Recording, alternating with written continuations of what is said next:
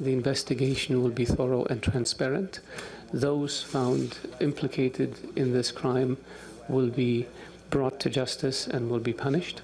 And we have also said that we will take steps to ensure that a mistake like this cannot happen in the future. There is a presumption of innocence until proven guilty. This presumption, for a strange reason, has been turned upside down in this case. If people don't think that we are serious about taking steps, legal steps, against people implicated in this matter, then they should wait until the legal process plays out before rushing to judgment.